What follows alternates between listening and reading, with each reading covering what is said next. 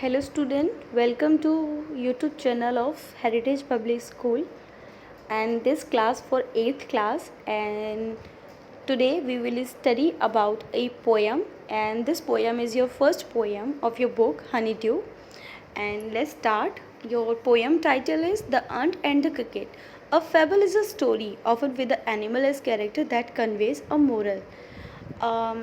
जो स्टोरीज़ जिसमें हम एनिमल्स को एज अ कैरेक्टर शो करके देन एक कोई मोरल देते हैं या कोई एक संदेश देते हैं, एक अच्छा मैसेज देते हैं, जिनमें एनिमल्स रोल प्ले करते हैं, उन स्टोरीज़ को हम फेबल कहते हैं. This poem about an ant and a cricket. तो ये जो हमारी पोएम है वो एक चींटी के बारे में है और एक क्रिकेट के बारे में है. क्रिकेट आपने देखा होगा, 4 पैरों वाला, कभी कभी 2 पैरों पर जब वो खड़ा हो जाता है. तो ऐसा ही आगे चल के अपनी स्टोरी में जानेंगे इस पोएम में कि क्या है दोनों के बारे में. अ सिली यंग क्रिकेट एक्यूमस to sing through the warm sunny months of gay summer and spring began to complain when he found that at home his cupboard was empty and the winter was come.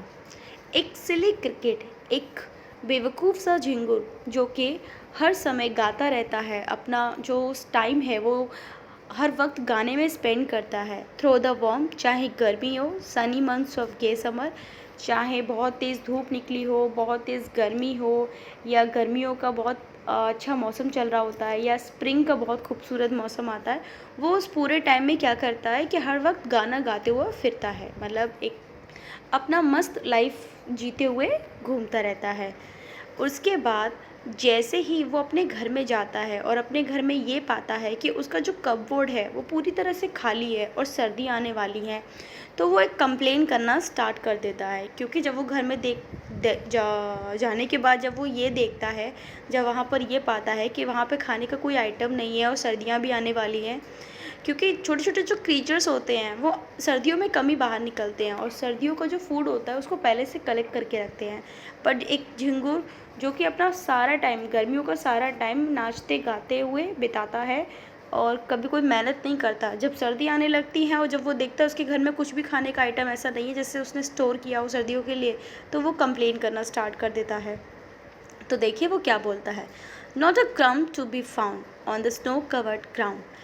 वो कहता है कि अब जब snow पड़ने वाली है, यानी कि जब बर्फ़ पड़ने वाली है, जिसकी वजह से सारी जो ज़मीन है वो पूरी जो है वो स्नो से कवर्ड हो जाएगी, यानी कि बर्फ़ से ढक जाएगी, तो उसे कहीं भी कोई भी ब्रेड का टुकड़ा नहीं मिलने वाला है. Not a flower could he see, not a leaf on a tree.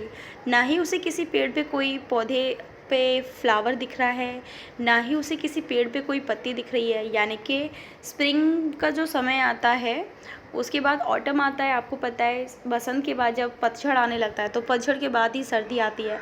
पतझड़ में आपको पता है फूल भी सूख जाते हैं, पेड़ों से पत्तियाँ जो फ्रेश लीव्स होती हैं वो सूख के वो भी टूट जाती हैं, पेड़ जो होते हैं वो सूने हो जाते हैं. तो वो ये कहता है कि अब जब सर्दी आने वाली है तो किसी भी पेड़ पर ना तो कोई पत्ती है, किसी भी पौधे पर ना ही कोई फूल है, और ये जो ज़मीन है सारी वो सारी होने वाली बर्फ़ की बारिश से पूरी ढक जाएगी और ना ही उसे कोई खाने का आइटम मिल पाएगा. Oh what will become says the cricket of me. तो क्रिकेट जो अपना बहुत अफसोस के साथ कहता है कि अब मेरा क्या होगा.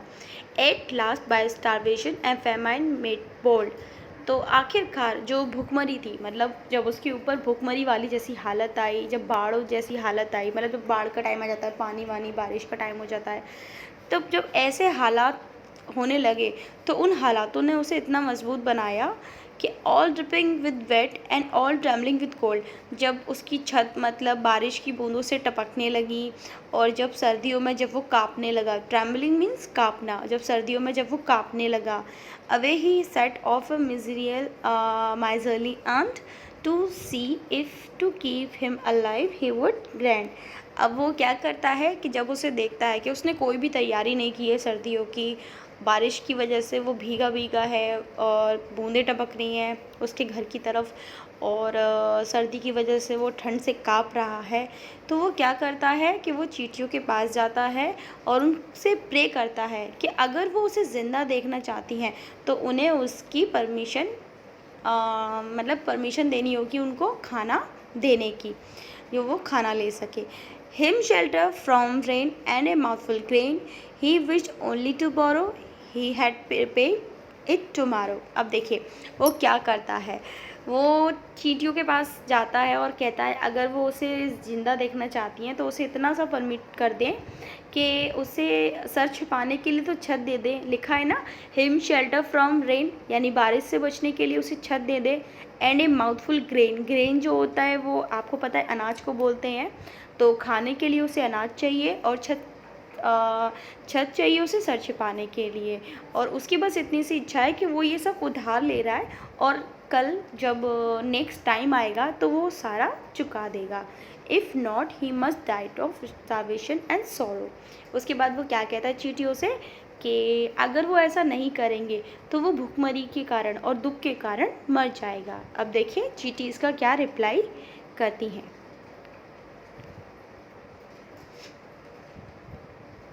चलिए अब चींटी उसे रिप्लाई करेंगी। Says ant to the cricket. अब क्रिकेट से चींटियाँ क्या कहती है, I am your servant and friend, हम आपके नौकर ज़रूर हैं और आपके दोस्त भी हैं, but we earns never borrow, we earns never lend. पर हम चींटियाँ ना तो कभी उधार लेती हैं और ना ही कभी देती हैं। But tell me dear cricket, did you lay nothing by when the weather was warm. पर चींटियों ने उससे सवाल किया, पर डियर क्रिकेट सच सच बताना, जब गर्मियों का दिन था तो तब तुमने कुछ भी नहीं किया, तुमने अपनी सर्दियों की कोई तैयारी नहीं की। Coat the cricket, not I. तो क्रिकेट का जो जवाब होता है वो क्या होता है, नॉट आई, मैंने नहीं किया। My heart was so light that I sang day and night. तो क्रिकेट हमारा क्या रिप्लाई करता है कि जो मेरा दिल है वो बहुत ही कमज़ोर, बहुत ही हल्का फुल्का है। That I sang day and night, इसीलिए मैं दिन और रात गाना गाता रहता हूँ। For all nature looked gay you sang sir you say. तो वो क्या कहती हैं, for all nature looked gay you sang sir you say. तो go then says the ant and dance with winter away.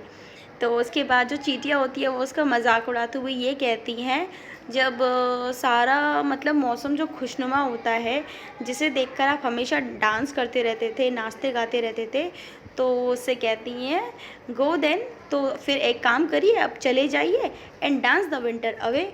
और गर्मियों में तो आप गाते रहे हो तो सर्दियों में आप डांस करके उस सर्दियों को भी भगा देना। दस ending he hastily lifted the wicket. तो जो एंडिंग होती है वो क्या कहती है, and out of the door turn the poor little cricket. वो इस तरह से जो बेचारा क्रिकेट है उसको अपने दरवाजे से वापस भेज देती है।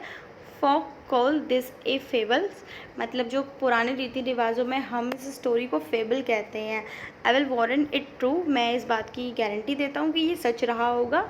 देखिए हमारा राइटर कह रहा है ये चीज़, हमारा जो पोइट है इस स्टोरी का वो कह रहा है इस चीज़ को कि इस बात की वो गारंटी देता है कि ये पक्का सच रहा होगा। Some crickets have 4 legs and some have 2, कि कुछ किस किस क्रिकेट के पास तो 4 legs होते हैं, किसी किसी क्रिकेट के पास 2 legs होते हैं। मतलब वो दोनों आगे वाले पैरों को एज अ हैंड यूज़ करता है, जैसा कि आपको पिक्चर में क्लियर दिख रहा है, वो हमारा पॉइंट ऐसे कहता है। तो हमारा जो इसमें मोरल है वो ये है कि आने वाले समय के लिए सभी को तैयारी कर लेनी चाहिए। तैयारी से मेरा मतलब है कि हमारा फ्यूचर जो भी है उसे सिक्योर कैसे करना है उसकी प्लानिंग पहले से हमें करनी चाहिए, क्योंकि हमें कभी किसी पर डिपेंड नहीं रहना चाहिए। तो आपका ये मोरल है इस स्टोरी का। Thank you student for giving your attention.